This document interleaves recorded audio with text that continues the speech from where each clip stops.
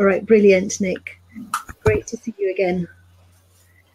So, Nick, I've spoken to you before about creativity, so I do have some insight into your work on creativity, but remind me, what does creativity mean to you at this point in time? I see creativity as being a natural human trait.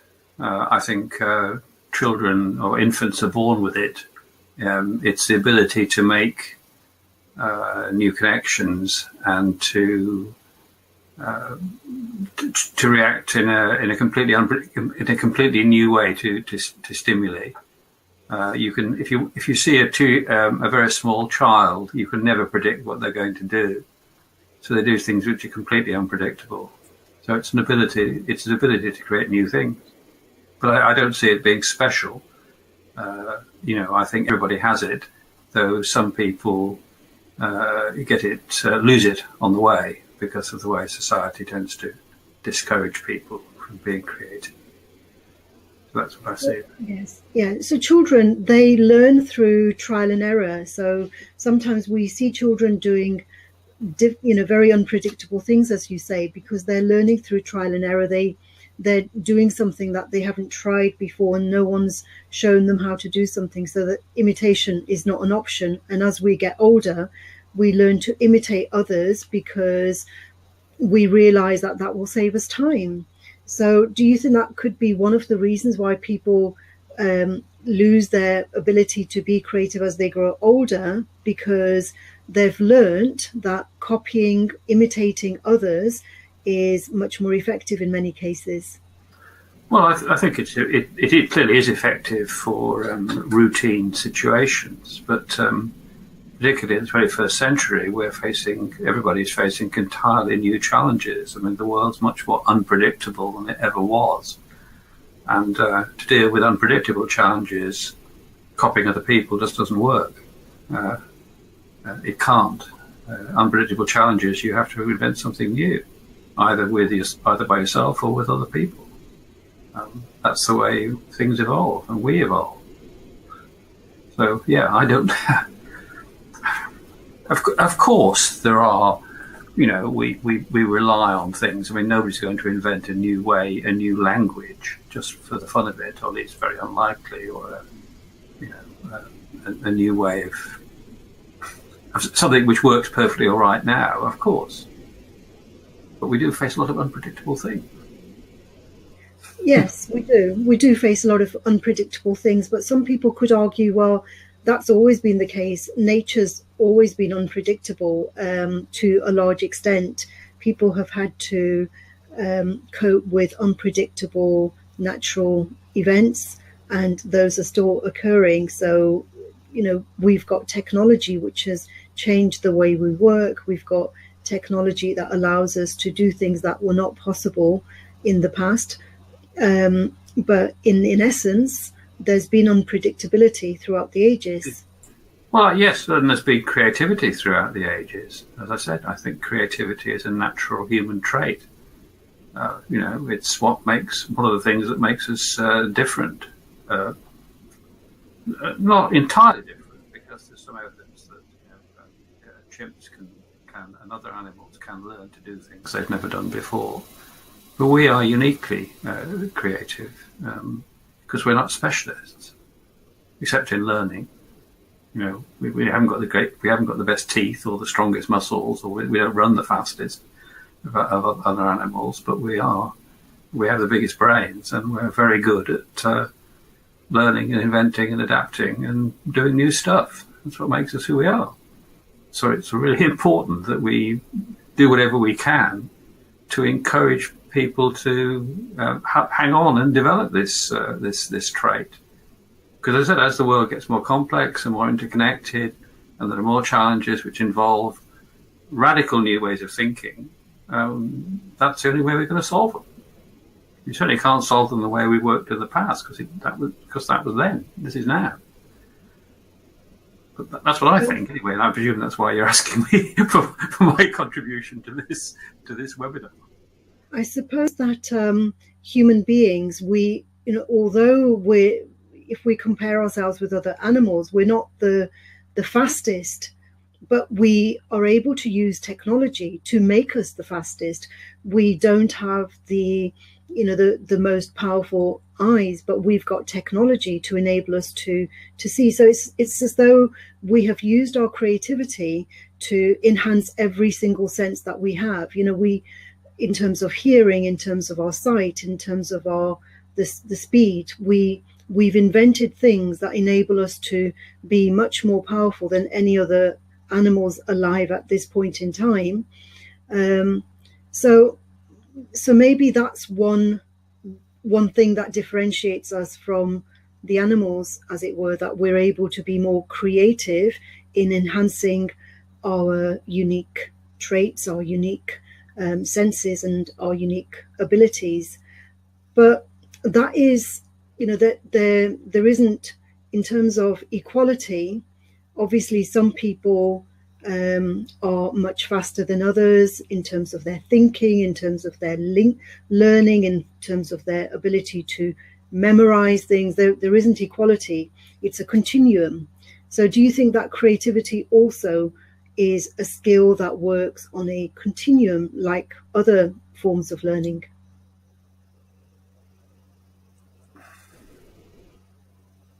I think it probably does in practice. Yes. Whether there are innate differences, I don't know, because when you see a person, we're a combination of what we have innately and what's happened to us. So if you've gone through life,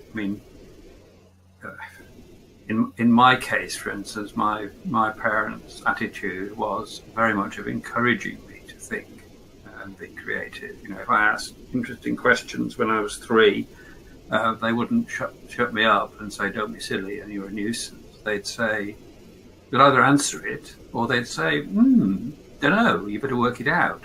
So I had continuous encouragement to be creative. Now, if you're in a different background, and every time you ask a question, they tell you not to be impertinent, and you have a very rigid school system where you have to jump through hoops, then at the end of that process, you're going to be less creative than somebody who's been encouraged. But it doesn't mean that that if the treatment wasn't reversed, that the second person could be as creative as the first person, or the other way around. So I'm not sure. I just don't know whether there are innate differences. Well, there's anybody. Sorry.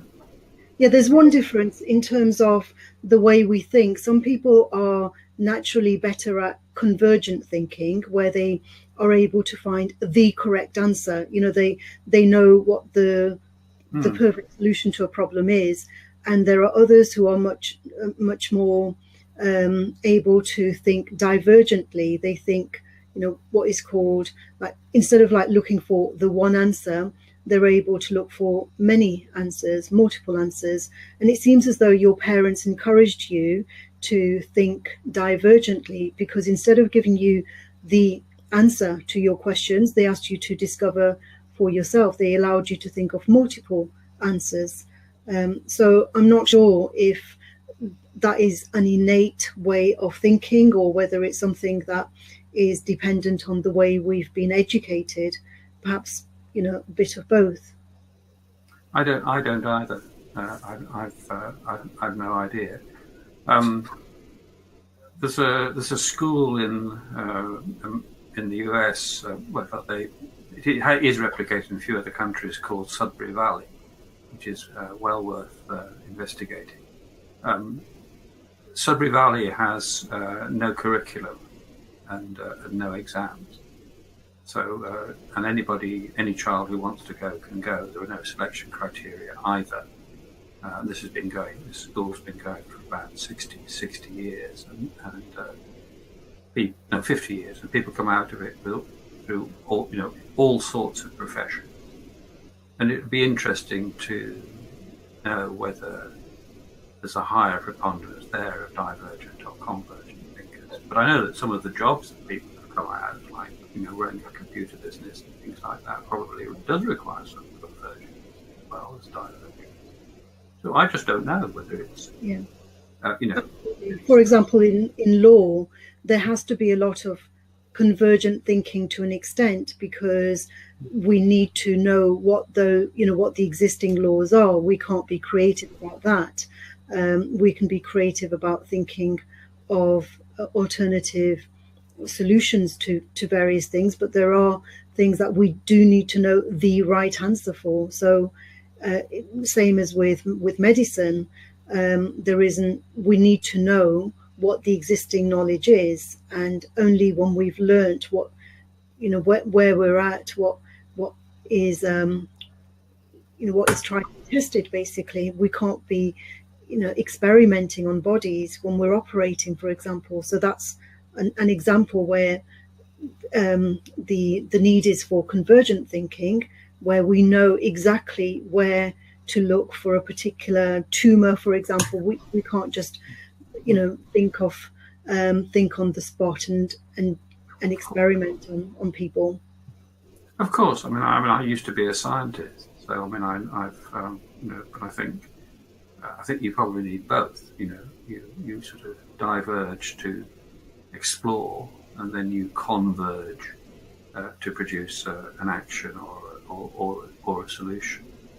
But I suspect to really make progress, you need both. Some people are much better. A lot of people will say that we need to master existing knowledge or the existing level of skills in order to be creative. For example, even Picasso had learned from his father at a very early age what all the rules of art were, and by the age of about 12 he was able to discard those rules because he developed his own style. But he needed to master the existing rules of his trade before he was able to let go of them.